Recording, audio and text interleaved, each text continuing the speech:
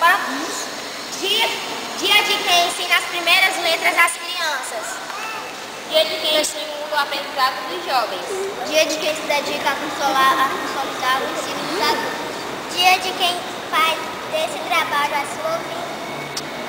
É por isso que queremos vocês, professores, parabenizando pela data de hoje. Feliz Dia dos Professores! Parabéns!